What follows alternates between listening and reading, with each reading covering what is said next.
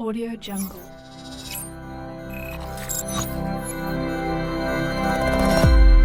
Audio Jungle.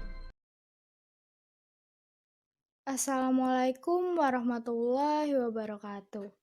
Bismillahirrahmanirrahim. Alhamdulillahirrahmanirrahim. Wassalatu wassalamu ala asrafil anbiya'i wa mursalin Sayyidina wa maulana Muhammadin wa ala alihi wa sahbihi ajmain. Amma ba'du.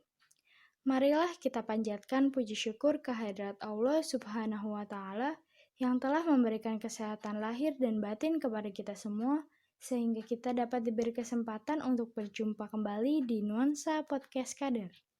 Salawat serta salam tidak lupa kita kirimkan kepada junjungan kita Nabi Muhammad SAW yang telah mengantarkan umat manusia dari peradaban hidup yang jahiliyah menuju pada peradaban hidup yang modern. Semoga kita termasuk hambanya yang taat, yang berhak mendapatkan syafaatnya di hari akhir kelak. Amin ya rabbal alamin. Teman-teman yang dirahmati Allah, pada episode kali ini saya ingin mengajak kalian untuk menauladani kisah Nabi Yusuf alaihissalam. Kisah Nabi Yusuf merupakan salah satu dari sekian banyak kisah yang tertulis dalam Al-Quran, yang tentunya penuh dengan hikmah yang luar biasa dan patut kita tauladani. Nabi Yusuf alaihissalam terkenal sebagai sosok nabi yang diberikan karunia kelebihan berupa memiliki wajah yang good looking atau sangat tampan. Tetapi tidak hanya tampan saja, namun Nabi Yusuf juga memiliki karakter yang Masya Allah, tidak kalah indah dari ketampanannya. Nabi Yusuf alaihissalam mengalami banyak perjuangan yang penuh tantangan dan kesulitan dalam perjalanan hidupnya. Hikmah yang dapat kita tauladani dari kisah Nabi Yusuf antara lain, pertama, keyakinan terhadap kuasa Allah yang tak tergoyahkan. Keyakinan seorang mukmin akan kuasa Allah ini diibaratkan dalam Al-Quran dengan bagaikan pohon yang akarnya terhujam kuat ke dalam tanah. Artinya selain tertanam kokoh ke dalam tanah, juga tumbuh dengan kuat dan sehat, bahkan memberikan buah-buah setiap saat kepada lingkungan sekitarnya. Nabi Yusuf membuktikan solidaritas keyakinannya ketika dilempar oleh saudaranya ke dalam sumur. Pada saat itu, Nabi yakin bahwa kekuasaan Allah pasti akan menyelamatkannya. Selain itu, keyakinan Nabi pada Allah juga menyelamatkannya dari hawa nafsu saat digoda oleh istri raja di istana. Keyakinan itulah yang membuat Nabi Yusuf melihat burhana Rabbih, cahaya Tuhan, yang menjadi tameng baginya dari dahsyatnya godaan wanita. Kedua, respect dan terbuka atau jujur kepada orang tua. Ayah Nabi Yusuf alaihissalam adalah Nabi Yakub alaihissalam, anak dari seorang Nabi Ishak alaihissalam dan merupakan cucu dari Nabi Ibrahim alaihissalam. Nabi Yakub memiliki 12 anak dari beberapa istri, namun perhatian dan kasih sayangnya lebih kepada Nabi Yusuf. Hal ini disebabkan salah satunya karena memang Nabi Yusuf memiliki respek dan juga sangat cinta kepada ayahnya. Hal itu dibuktikan bahwa Nabi Yusuf begitu terbuka kepada ayahnya dan menceritakan segala sesuatu kepadanya. Salah satu yang disebutkan adalah cerita Nabi Yusuf tentang mimpinya. Nabi Yusuf sangat patuh ketika ayahnya menasehati untuk tidak bercerita tentang mimpinya tersebut kepada saudara-saudaranya. Yang ketiga, kegigihan dalam menjaga integritas dan moralitas.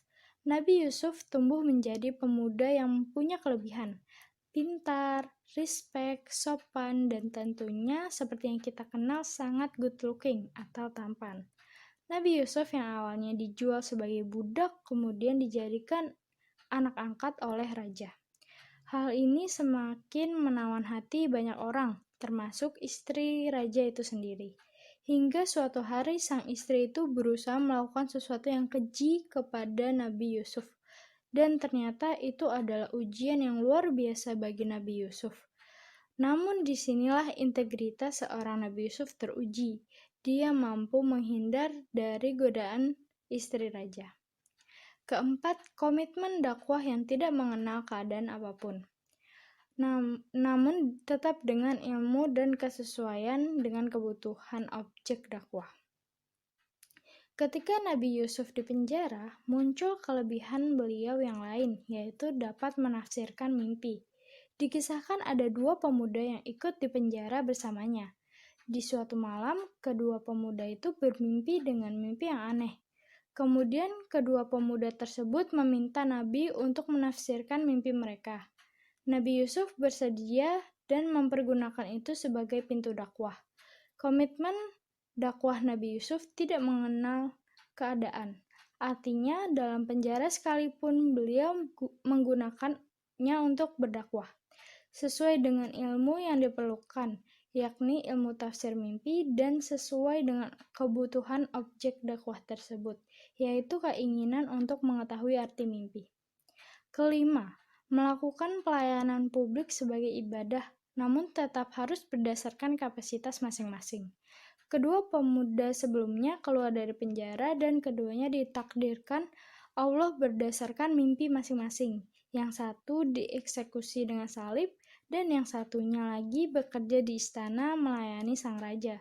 Pada tahun yang sama, sang raja bermimpi dengan mimpi yang aneh, bahwa ada 7 sapi yang gemuk yang memakan 7 sapi yang kurus. Para ahli tafsir mimpi istana tidak mampu memberikan tafsiran yang memuaskan sang raja. Pemuda yang bekerja di istana itu teringat kembali ketika di penjara, bahwa ternyata dalam penjara itu ada seorang anak muda yang hebat dalam menafsirkan mimpi, yaitu Nabi Yusuf.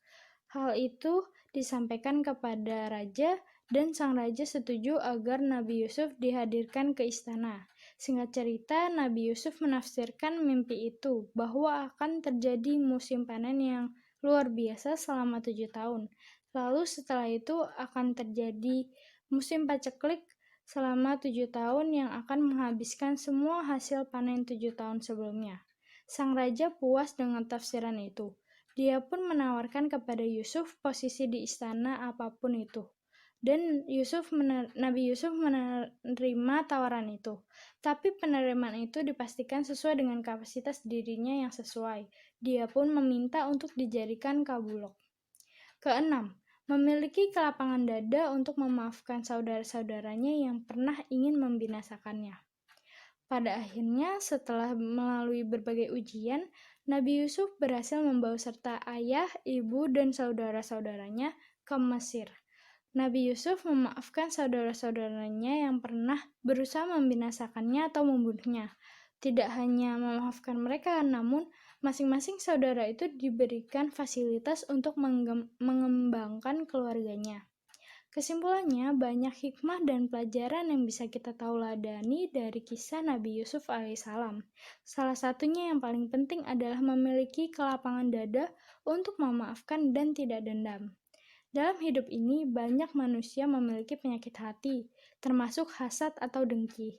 Tapi pada akhirnya, memaafkan dan mengikhlaskan adalah respon terbaik yang mengantarkan kita pada ketenangan dan kebahagiaan. Walaupun Nabi Yusuf memiliki kelebihan berupa wajah yang sangat tampan dan berasal dari keturunan Nabi, hal ini tidak membuatnya terlepas dari ujian dan cobaan dari Allah Subhanahu wa Ta'ala. Maka dari itu, kita sebagai hambanya harus tetap bersabar dan berpegang teguh pada keyakinan kita pada Allah. Rasulullah SAW bersabda, sesungguhnya Allah tidak melihat bentuk rupa kalian dan tidak juga harta benda kalian, tetapi Dia melihat hati dan perbuatan kalian. Sahih Muslim nomor 2564. Sekian dari saya. Apabila terdapat tutur kata yang kurang berkenan, saya memohon maaf. Billahi fisabilil haq, fastabiqul khairat. Wassalamualaikum warahmatullahi